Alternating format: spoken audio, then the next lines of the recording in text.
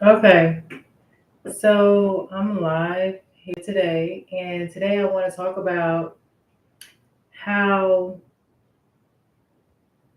people treating you poorly can affect your empathic abilities. So, and what really made me want to talk about this is because I had to handle a issue yesterday, and I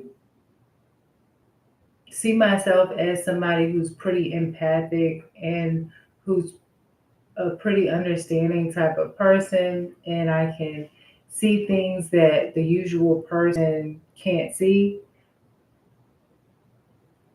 for different reasons. And some of the more negative reasons why I feel that I could see some of the things that people can't see is because of the negative things that have happened to me. So I can see patterns when it comes to being gang stalked. And I was just looking at something because I was trying to find words that really describe myself. And I would say socially intelligent, emotionally intelligent. I've always seen myself as somebody who is emotionally intelligent. Like I can see the patterns of other people. I can kind of sometimes see maybe if they're being deceptive or there's something more to them that maybe mm, just the normal person who likes to think that everybody's great can't see. But then when I was going over this, I realized, maybe I'm good at it, but I'm not as good at it as I could be. I could be much better, possibly, if I wasn't going through trauma and things of that nature. Now, on the positive side, what it has allowed me to do is to look at all of the negative things, and then I have to go back and find maybe that there was a possibility that this wasn't just negative, that it was something good. And so I realized yesterday when I was thinking things out that I'm definitely the type of person that now gives you the bad news first and then the good news. So, like when I'm evaluating people, I tend to, and what they're doing to me, I tend to see the bad stuff first, and then I tend to see the good. However, I believe that earlier on in my life, I feel that it was opposite. There was a time in my life where I saw all the good in people and I didn't see the bad. So I believe that me going through these traumas has changed and altered my way of thinking. And it says the signs of being socially intelligent is effective listening, paying attention to what others are saying and understanding their perspective. Now, that sounds really easy, sounds really simple, but if you're looking from a negative standpoint, then you may just see them negative. I'll give a good example. So, yesterday I went somewhere and I needed somebody to verify some type of information. One person said one thing. Now, they all said they had experience, they've been doing this for many years. So, one person says one thing, and then I'm like, okay, are you sure? Now, I did my own research. So, I went to verify or get information that I couldn't get when I was doing my research.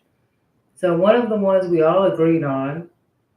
Now, the second thing I needed verified, the lady said one thing, but because she had to take a call, I decided that I was going to not work with her, and I asked if I could speak with someone else who's not going to interrupt while me and them are having an appointment.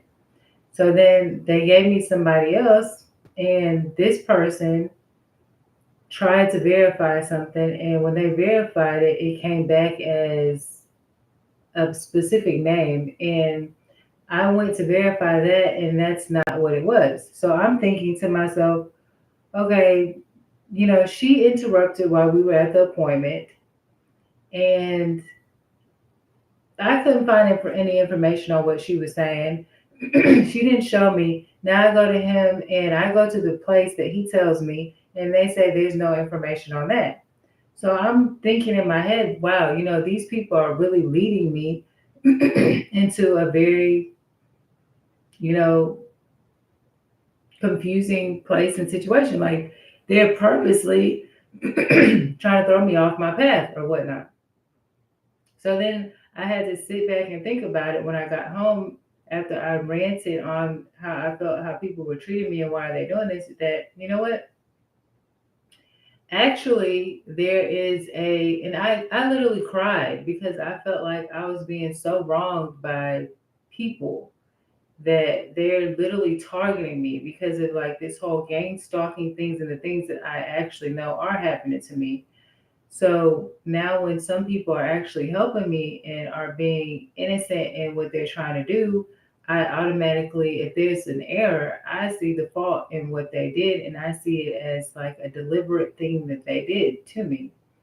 So I then realized, because I'm also a person who goes over things in my head and I still do try to find the good in people. And so I thought to myself, you know what?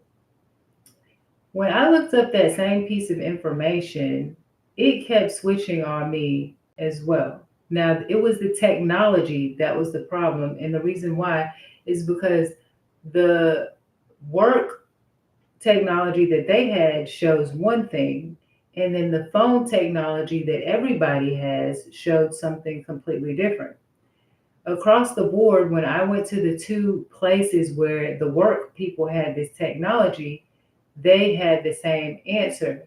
The work person who didn't use that specific technology and actually used their cell phone like I was using, they came up with a different answer. And so that's where I realized the issue was. It was actually the technology, because when I researched again, it kept giving me several different answers. It said this place. Then it said, now this is something that's supposed to be very accurate. You're supposed to be able to find the information based on the numbers, based on the dates, based on everything. So now I'm realizing actually how difficult their job is when it comes to tracing things. It's not exactly as easy as it sounds. So I'm seeing some of the flaws in that particular system to a certain degree, especially for normal people who are looking it up. So this gave me a variety of different names. Whereas when they use the technology at their work and not on their phone, it came up with something very exact and specific. So it took me a while to process that and register that in my head that that's what had happened, because in between time, I'm still trying to find out the information, what's really going on, who's lying to me, who's telling the truth, why are they lying to me, and whatnot.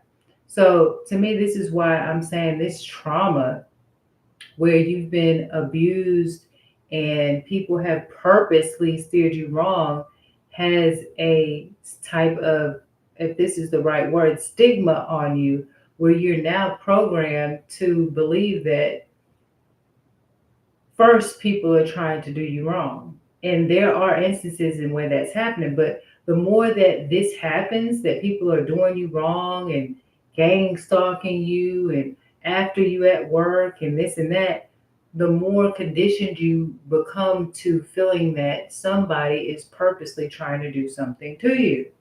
And in that, you tend to reason all the negative reasons before you reason the positive reasons, before you completely analyze. So I go through this whole series. I'm learning a lot about myself. I'm always learning about myself, and it's changing sometimes. But what I realize is that I go through this whole process of where I do this completely negative thinking about what people have done to me, why they've done to me. This is outside of the gang stalking things and the people who are actually trying to help and be genuine. And when they, like I said, are flawed or they make an error or there's an error in the system, I can automatically believe that they are, or they've gotten their information from somebody that they think is knowledgeable, that maybe isn't 100% knowledgeable in it. I start to think that they are out to get me, they're out to slow me down, and then it takes me hours until I sit down at home and I go over it and I think about it after I've cried about it and I've ranted and I've expressed my dislike for things that people are doing. That, oh, you know what, maybe they were trying to help, maybe, you know what, it's the system, it's the actual system that was a problem, it wasn't them. Okay, now some things like taking a call while me and that person is talking, that could have been something else. I'm not saying it's the most appropriate thing to do, but I think there was something else going on there too that I didn't necessarily look into, but it was actually informing me about, you know, other things as well. Now, the Starbucks situation where the lady was giving me the trigger finger, like that's very physical and upfront. There's really no mental that you have to do. In my situation, I'm not gonna readjust my thinking and say, "Oh, maybe she's just not understanding her hand movement." It's like if people are that bad at being self-aware, then that's really not good. Like that's not what I'm talking about though. I'm talking about things that are harder to see and harder. And I gave different scenarios. And another thing is not speaking in the proper English form. Like when someone speaks to you, you usually say, yes, about this and da da da da. You're kind of repeating something that the other person said in order to make sure that you're affirming the right thing and you're going along the same, way of thinking, whether your answer is yes or no. And when people don't do that, I notice that it's more difficult to understand what they are saying because you might have mentioned two different subject matters and this person is responding to the one that you're not talking to. So that's why speaking in a proper English type of way actually helps you overcome some of those misunderstandings. So, like, for example, if I say, hey, there's pi A over here and there's pi B over here. Pi A, da da da da da, and pi B, da da da da da. I'm trying to figure out about where does the slice specifically supposed to go. And if you say, oh, in the middle, but the way of slicing is different between pi A and B, then how will I know what pi you're talking about? Then you would need to say, well, in pi A, the slice goes in the middle instead of just saying in the middle. You get what I'm saying? So then that whole thing causes me to interpret things, well, like I can't get a clear understanding. Were they talking about this? Were they talking about that? And sometimes it's out of order. I've talked about this before, like especially in politics, that the way that you structure your sentences and how you respond in an orderly fashion and how you structure the words within that sentence is super crucial to how people are understanding your communication. And it takes a lot of work and it takes effort to be able to speak in that type of way where things aren't getting tangled up from this point to that point. But in my opinion, it's just like basic structuring how you talk. And I feel like a lot of us now have started talking in a very lazy type of way. So that means you just throw out a response, but you don't give out the full structured sentence that would be, how you would write in English class if you were going to write a paper. And I feel like that is one of the reasons why there's a lack of understanding. Because a lot of times when you're talking to people and trying to get them to understand something, you actually have to speak in a way where you are writing like in English class on an English paper so that they can clearly understand exactly what you're saying. So there's no room for misinterpreting. And I feel like, it takes more. And I'm also being able to evaluate. I feel like also in this weakness, I found my strength also where I'm able to evaluate, well, where did that conversation go wrong? Where did that where was the gap? Where did we fall apart here? Where did I go wrong in it not um, transitioning as nicely as I would have liked it to transition? And so when people treat you poorly and you go through a lot of trauma, sometimes it makes it harder for you to just see in this positive light, no matter how positive of a person it is, because you're always going to be evaluating the fact that someone might be trying to do you wrong.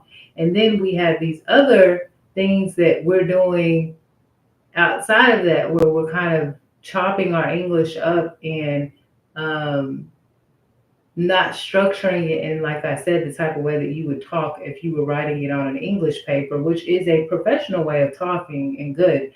And a lot of people like try to tell me that, oh, you sound like you talking like you're a white person, and you think you're better than other people. Like sometimes the way that I talk just offends people, but I feel like I literally talk like that because that's how I was taught to talk in the schools that I went to. And I also have another family member that talks, somewhat like me. And people say that, oh, it's proper for a black person. Why do y'all talk like that? And you have to understand, predominantly going to a predominantly Caucasian school where everybody's a Caucasian teacher and most people are Caucasian there, but there's still a nice mix that that's what's going to happen. People stress you articulating your word, sentence structure, and things like that. So also it helps me to think. Like I'm starting to realize the importance of actual English and using it when you talk and not just when you write. And so that's one of the things that I saw. Also, it says another sign of social intelligence is expressing yourself in a way that's sensitive to the needs and feelings of others. I think that I'm pretty good at that. But sometimes, yeah, actually, but I think that I could work on that. And I think that's what I was talking about in the last video, where when someone did something to offend me, instead of ignoring it, I will actually say, you know, that's kind of offensive what you did to me, and expressing fully what I'm trying to say in a way that that person can understand. And then it's their decision to accept it or reject it, or be upset with me or not be upset with me, or to come to a full understanding of, hey, I agree with that. Maybe I can improve on that, which is very hard for people to do, because a lot of times when people have to improve on something, that your eyes get a little bit teary naturally, because you are identifying that weakness in you that needs to be strengthened. And sometimes it takes you to a vulnerable place. It happens to me. uh it happens to me, and it's like I don't know why it happens. It's like, oh well, maybe that sounded so good, and you're absolutely right that it brought a tear to my eye, or like, but the other thing about it is that in the scripture it says that God corrects those whom he loves. And actually, even though someone is maybe trying to be rude in the way that they're correcting you, like, oh, I'm better than you, sometimes it's not that. But if you think about something more positive, because God says, dwell on all that is good, then you can see that also, honestly, it's a godly thing to be corrected in the right way. It's just a very vulnerable thing. And it shows us that we all still have a soft spot, because we're continuously working on ourselves. And sometimes you're like, I knew that, I understood that. But this time you're the one who's able to tell me again or remind me again. And sometimes it creates this vulnerability in you. So I think that's another thing. Another thing, signs of social intelligence is reputation management. I really like that. I like these words. I like what it's like saying. It's saying understanding the impact of your words and actions on others' perception. And I think this one is the one that really got me. Like reputation management, that's pretty deep. And paying attention to your words and how it's affecting someone else. And it's like, I I would say that I do understand my impact, but I do know also that I don't necessarily try to protect my reputation as much as I just try to be honest about what I feel and what I believe at that time in that moment. Because what if I'm wrong? What if I'm wrong? You know what I'm saying? And that's where that vulnerability comes in, where you're trying to understand people, and some people are going to just clash, and you're never going to come to the point of understanding. But I think that's a good one. Understanding the impact of your words and actions on others' perception as reputation management. So then the next is role playing and social self efficacy. EFFICACY. Feeling comfortable in different social situations and adapting to different personalities. I actually think I'm pretty good at that. However, because I am kind of empathic in certain ways or I'm just, I would say sensitive, um, because I'm not always necessarily feeling what another person is feeling, but I am sensitive to things sometimes that people are doing. So I can get along with most other people and I can adapt to different personalities. The thing for me is I don't think that people can easily adapt to me and my personality and my situation and how I feel and what I'm going through, because now I would kind of consider myself, because of the trauma that I went through, somewhat of a more difficult person in some people's eyes because of how I have to process and evaluate things based on what I've gone through. I think for me, if it's just somebody that we just click, we just um, kind of like are drawn to each other somehow. And I feel like that person just is like a part of like your soul tribe. They kind of just understand something about you more than what you need to explain. And that allows it to open up to you and really get to know you as a person versus just making that, harsh judgment about you because of not knowing everything that you've been through. And then authenticity, being genuine and honest in your interactions while still managing the impression you make. I feel pretty like authentic because of my honesty. And while still managing the impression I make, actually, I think that I am good at that. I just think, like I said, how that trauma affects you poorly, the impression that you make. People don't know how full your cup is, you know what I'm saying? And what you've been through that day. So it's like I think on a good day, on a normal day, I'm very good at this. But on the days where I feel like, I've been harassed or I feel like you're doing something to me, sometimes I prefer to like just say, I'm sick of it and I'd rather just give you a little nudge, I'm tired of you messing with me. And, I do have fire under me. You know what I'm saying? I'm not just this weakling that you can take advantage of. And I feel like when people turn that temperature a little too much within a day, and you feel like this is what they're doing purposely, then that's what happens. So, like I said, some people are doing that. So,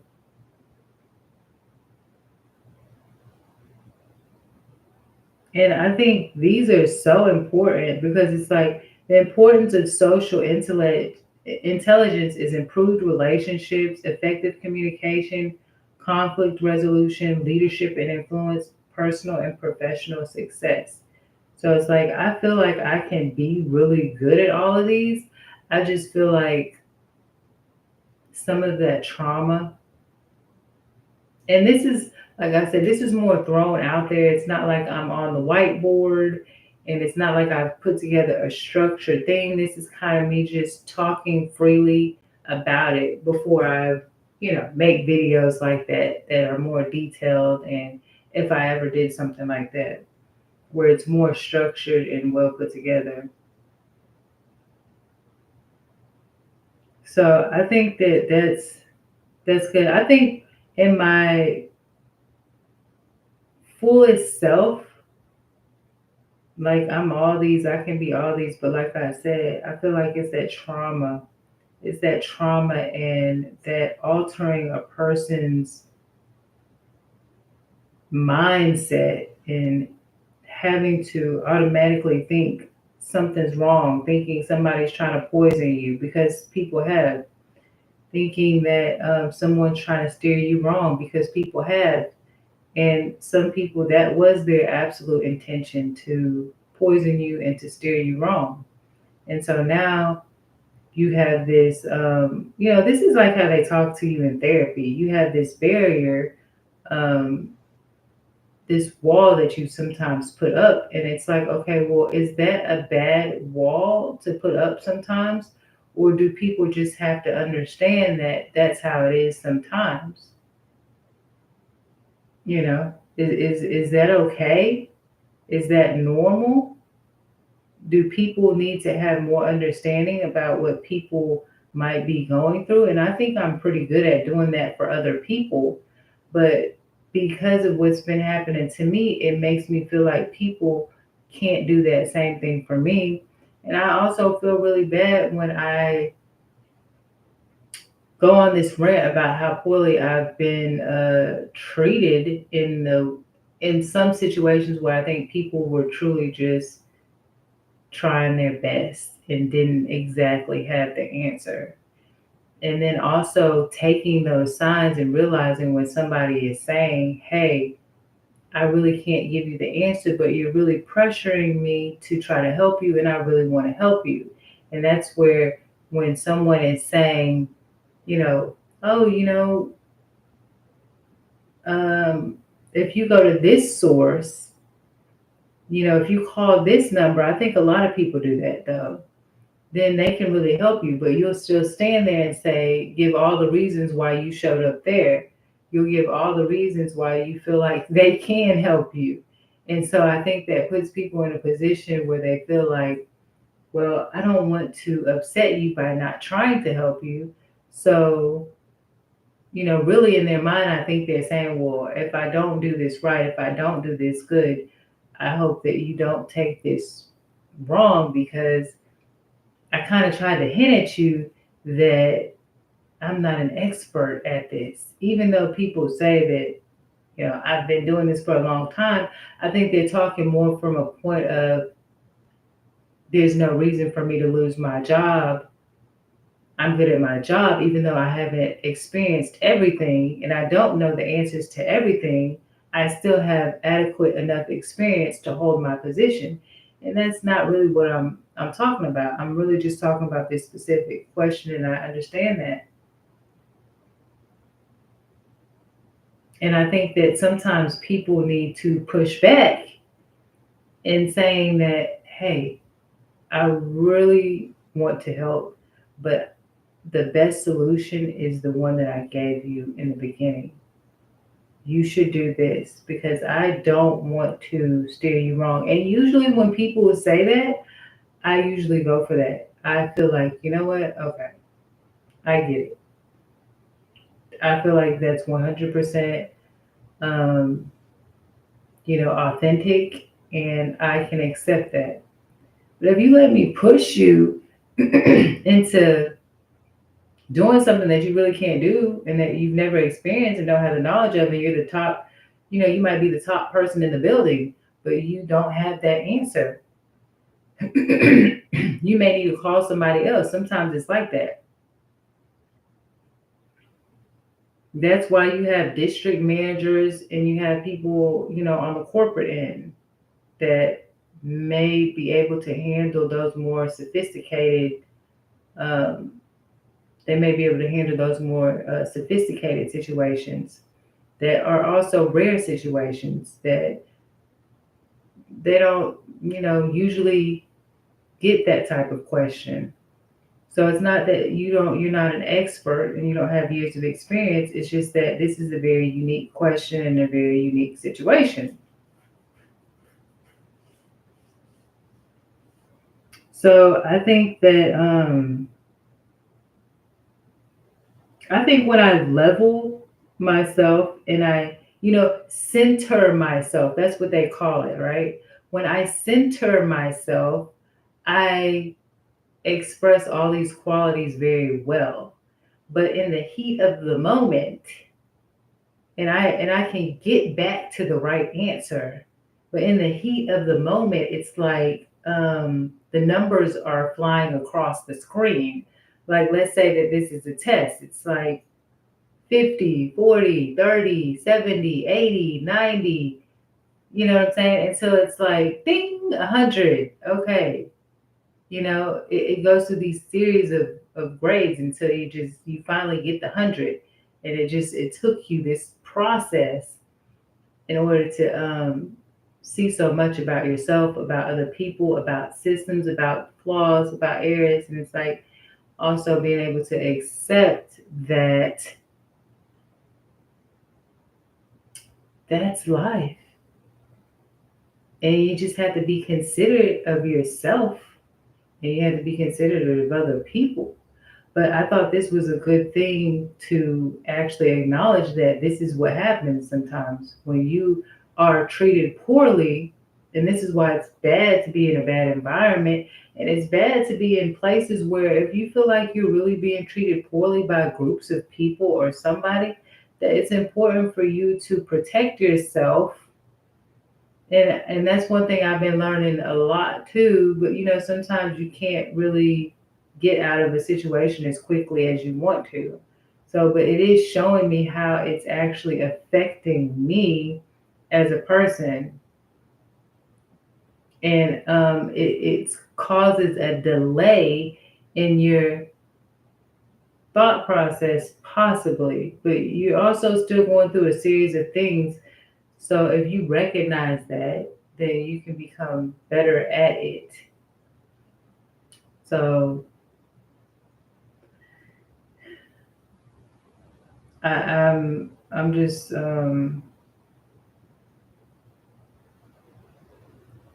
like I said, learning every day as much as I can to improve myself. And the fact that those, what are those? The video that I did before this was talking about I think it's called barbiturates. So also now imagine if somebody's putting barbiturates or whatever in my food or my drinks.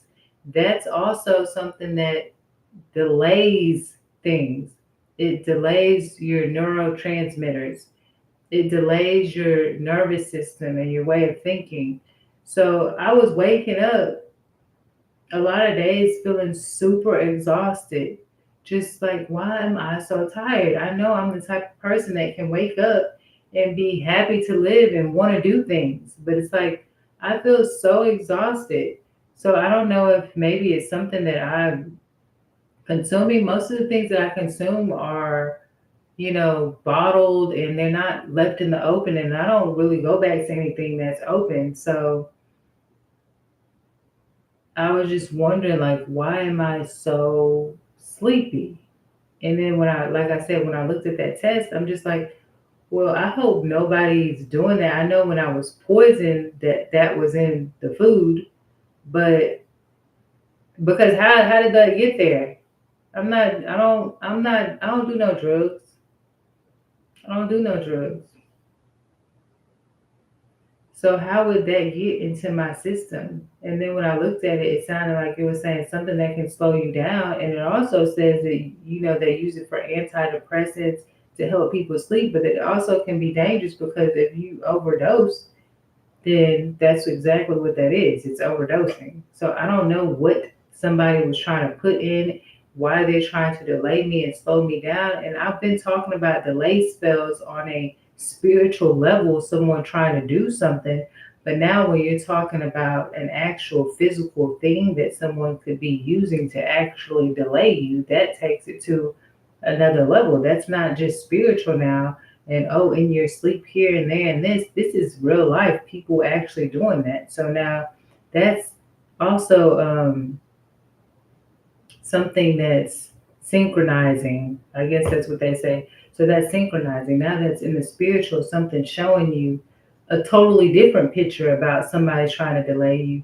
And now here in the physical, you see something somebody's actually doing to slow you down and slow your movement down and make you physically tired. So now, as long as you yourself are doing something inappropriate, or you're doing drugs or smoking cigarettes or being an alcoholic, I don't think people necessarily mess with you. But it's when you decide, I want to be fully aware and awake, then that's when they're like, no, because I told you when I first started getting nightmares, it was when I you know, decided I wanted to change my life in certain ways, and it's been a long time. It's been a long time. So then it's like, people like you. Some people like you when you're in that state. They like you when you're drunk. They like you when you're smoking cigarettes. They like you when you're doing this. And so it's a threat when you're not doing that. So now it's like, oh, well, in what other ways can I delay you? That makes me so angry. It's like the delayed demon. And I know those that alcohol and them cigarettes is gonna slow you down. So you're not doing that. I'm gonna have to take dramatic, I'm gonna have to take things into my hands now and try to see if I could slow down your neurotransmitter and how you're processing things because you can't be out here looking like um, the total opposite of what I'm trying to portray you as. So I just thought that that was something interesting to talk about. Um, social intelligence, emotional intelligence, being an empath, and certain things like that. And I think that's one thing that caught my attention and that I feel like I need to actually look deeper into. And that's basically what I did here. And also, I realized that being an empath is not necessarily just understanding somebody else's feelings, but it's like really um, almost like embodying what that person is and how they're feeling. And I don't do that all the time. Like, I feel like I can do that sometimes, but I don't do that all the time. You can still understand a person, relate to a person, be able to analyze and observe, and you're not necessarily being a complete empath to them and understanding all of their feelings and like becoming them. That's how they described it. Becoming them.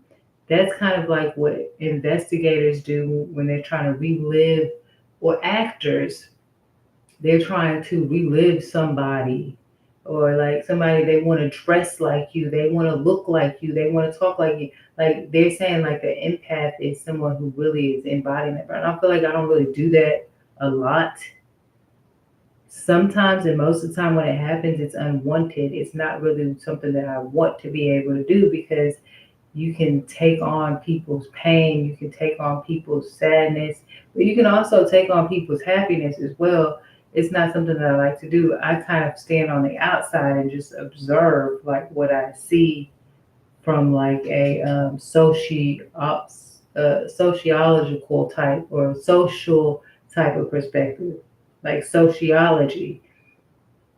I don't really try to necessarily embody that person like an actor may try to do. So now you will say, like, I'm going to try to think like them, but you can go on many and many levels the way you choose to do that. And I don't try to go too deep with it, but I still try to understand. So just realizing the effect, like I said, that trauma and bad things can have on you and how it can kind of, you know, I don't want to say dumb you down, but that is another thing that you have to watch out for is that there are some people that actually do want to dumb you down. And why would somebody want to dumb you down? You got to kind of think of that. So just being mindful. I'm trying to reverse it where I try to actually think, and I think it will help with the stress. Try to think of the positive thing first, where things aren't completely obvious and it's a confusing, sophisticated situation, and then try to maybe look at the negative and see how that works. Maybe try something different.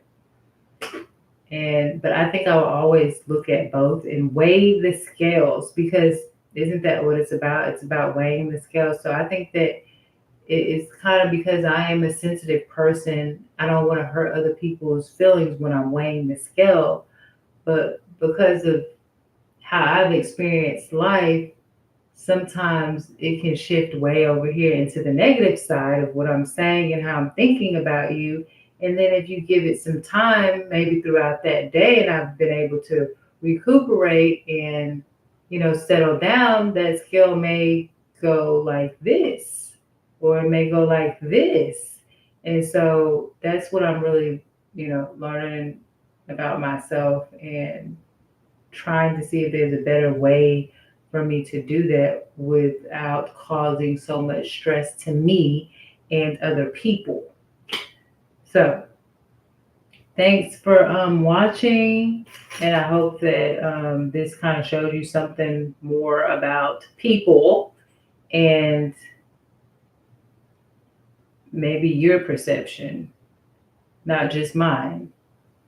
And that's what it's about, learning about people, learning about each other, and maybe becoming a better person, making yourself less stressed and other people less stressed, having a higher vibration. So, with all of that being said, thank you for watching, and I will hopefully be back with a new video. Bye.